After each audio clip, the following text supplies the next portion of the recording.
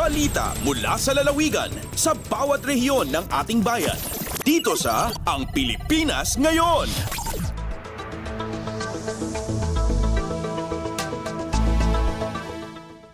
Narito na ang bugso ng ating mga regional news. Dumako muna tayo sa rehiyon ng Luzon. 3,000 tricycle drivers at operators sa lungsod ng Batak binigyang tulong ng Metro Ilocos Norte Council. Ang kabuang ulat ihahatid sa atin ni Jude Pitpitan mula sa Lawag.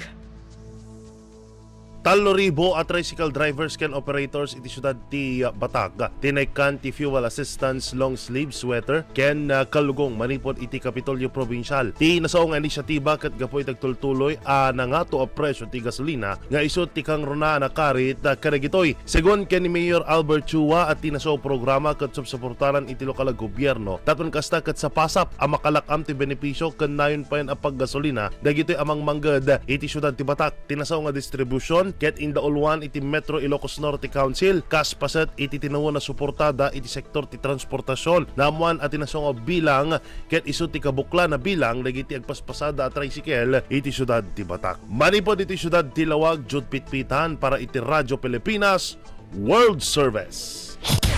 Balita mula sa lalawigan sa bawat rehiyon ng ating bayan. Dito sa Ang Pilipinas Ngayon.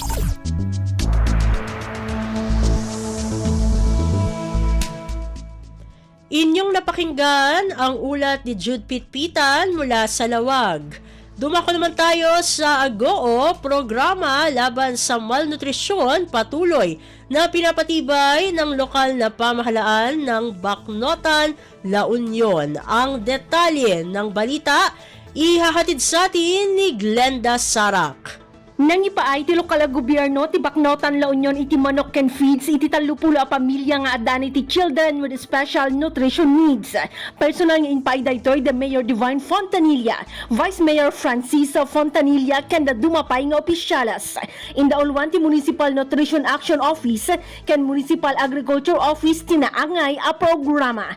Nang isayang katpay ti lokal a gobyerno iti orientation kadagiti naganak para iti production ti free range chicken. Daytoy katap no masurwan dagiti naganak no kasano apaadwan dagiti tarakanda a manok. Tarigagay ti programa nga agtultuloy a maparmag ti malnutrisyon iti ili ti Bacnotan, La Union.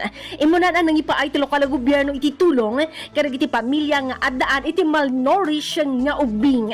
Manipod Agoo, La Union, Glenda Bakungan, Sarak para iti Radyo Pilipinas World Service. Balita mula sa lalawigan sa bawat rehiyon ng ating bayan. Dito sa Ang Pilipinas Ngayon.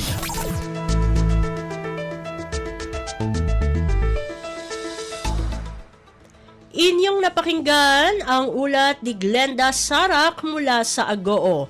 Puntahan naman natin ang rehiyon ng Kabisayaan, imbakan ng mga armas ng New People's Army o NPA sa Eastern Samar na tunton ng otoridad sa tulong ng dating rebelde. Ang detalye ng balita ihahatid sa atin ni Daisy Belizar mula sa Borongan.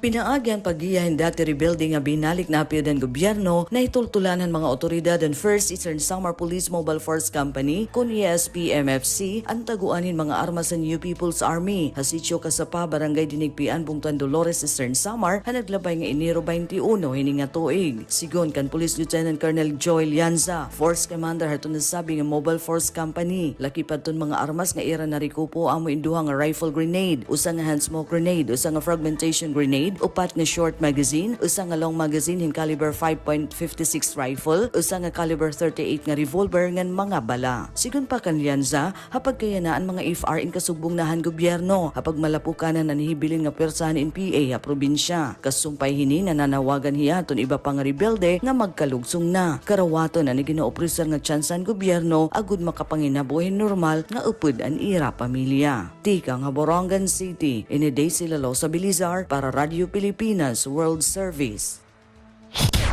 Balita mula sa lalawigan sa bawat rehiyon ng ating bayan.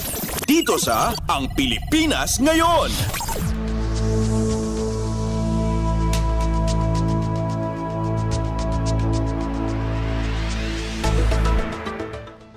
Inyong napakinggan ang ulat ni Daisy Belizar mula sa Borongan. Dakuin naman natin ang sogod, 367 traffic violators huli sa ikinalat na checkpoint sa Southern Leyte. Alamin natin ang buong ulat mula kay Ria Mikate.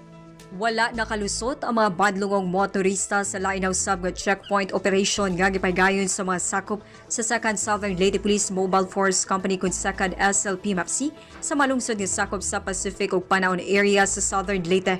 Sa impormasyon na nakuha sa Radyo Pilipinas kang Patrolwoman Riza Magamo, niabot og 367 ka malapason sa balaod trapiko ang nasikop silang usa ka semana nga operasyon gikan Enero 15 hangtod Enero 21 ning tuiga. Sa maong gidaghanon 367 ka buok ang na-issue og citation ticket samtang 28 ang nahatagan og temporary operators permit kadunay mas bugat nga multa. Kasagaran sa nadakpan ni Lapas Republic Act 10054 o mas nailhan nga Motorcycle Helmet Act of 2009, walay rehistro o di ka-expired ang registration sa motor ug dili usab lisensyadong driver. Subli ang pagpahinumdom sa mga magmaneho nga striktong tumano na ang gisugyot sa balaod aron dili makinidtakpon og mamultahan. Gikan sa Radyo Pilipinas sugod kini si Ria Mikati alang sa Radyo Pilipinas World Service. Balita mula sa lalawigan sa bawat rehiyon ng ating bayan. Dito sa Ang Pilipinas Ngayon.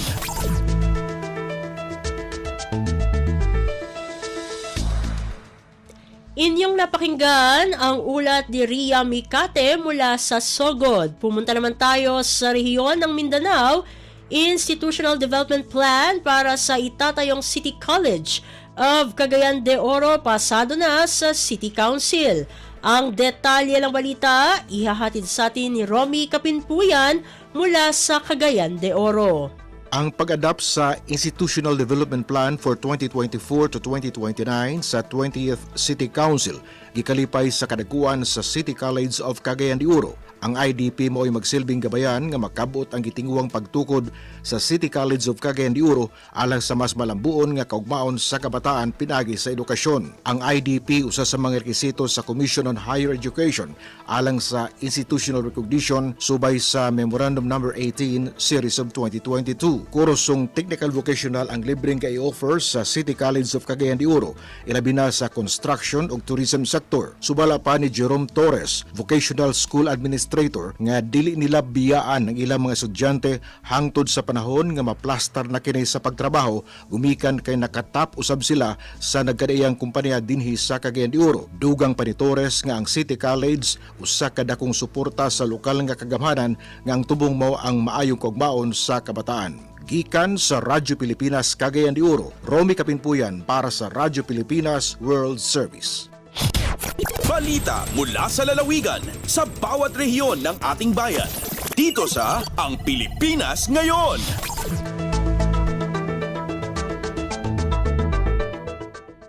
Inyong napakinggan ang ulat ni Romy Kapinpuyan mula sa Cagayan de Oro. Pumunta naman tayo sa Zamboanga, mga opisyal ng Armed Forces of the Philippines o AFP at Philippine Coast Guard o PCG sa Kanlurang Mindanao nagpulong para paigtingin ang kanilang external defense operations sa rehiyon. Ang kabuang ulat, ihahatid naman sa atin ni Leslie Cubol. Nagtigong baguhay pa lamang ang tagas nga mga opisyal sa Armadong Kusog sa Pilipinas ug sa Philippine Coast Guard sa Kasadpang Mindanao aron paligunon ang ilahang external defense operation sa riyon. Kininunot sa malapuso nilang kampanya batok sa terorismo ug insurhensya sa nagkadiyang mga lugar sa habagatan ug Kasadpang Mindanao. Nasairan nga nagtagbo sila si Brigadier General Taharuddin Piang Ampatuan, Deputy Commander for External Defense Operations sa Western Mindanao Command, o Commodore Marco Antonio Hines, Commander sa Coast Guard District Southwestern Mindanao, aron tukion ang mekanismo og mga estratehiya alang sama sa digong External Defense Operations sulod sa ilang jurisdiksyon. Kini may kalabutan sa planong pagpaligon sa ilang operasyon aron hingpit nga kapanalipdan ang soberenya sa nasod o maprotektahan usab ang teritoryo sa Pilipinas. Gikan diri sa Radyo Pilipinas Zamboanga, kini Celeste Cubol para sa Radyo Pilipinas World Service. Balita mula sa lalawigan sa bawat rehiyon ng ating bayan. Dito sa Ang Pilipinas Ngayon.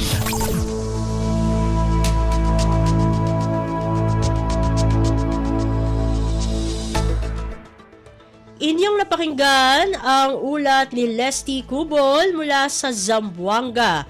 Dumako naman tayo sa Iligan, Giniakan Festival sa Baroy, Lanao del Norte muling isinabuhay matapos ang COVID-19 pandemic. Ang detalye ng balita, ihahatid sa atin ni Sheriff Timhar Habib Majid. Mibalik ang Giniakan Festival sa lungsod sa Baroy, Lanao del Norte human sa upat ka tuig tungod sa COVID-19 pandemic. Gipahigayon kini pinaagi sa Invitational Street Dancing and Showdown Competition niadtong Enero 18 dungan sa pagpasidungog sa patron sa Baroy, ang Senior Santo Niño. Gisalmutan kini sa upat ka contingents din ang Lanao del Norte National Comprehensive High School maoy nakadaog isip champion ug giila isip Best Festival Queen din nakakuha kini og 100,000 pesos. Samtang nakadawat og 75,000 pesos ang linamon isip first runner-up, 50,000 pesos alang sa Santo Niño Academy of Baroy Incorporated isip second runner-up ug 20,000 pesos nga consolation prize alang sa Lanao del Norte. Ang Giniakan nagpasabot sa paagi sa paghulma sa yutang kulonon o clay aron himong palayok, kaldero ug uban pa. Dailhan ang lungsod sa Baroy nga clay town sa lalawigan sa Lanao del Norte tungod kay aduna kining mga deposito sa yutang kulonon ug ang uswagon nga industriya sa ceramics o ceramika. Gikan sa Radyo Pilipinas Iligan kini Sheriff Timhar alang sa Radyo Pilipinas World Service. Balita mula sa lalawigan sa bawat rehiyon ng ating bayan. Dito sa Ang Pilipinas Ngayon.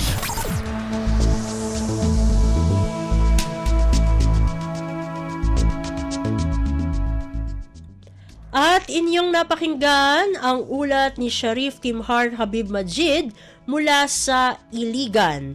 Dito na natatapos ang ating regional news.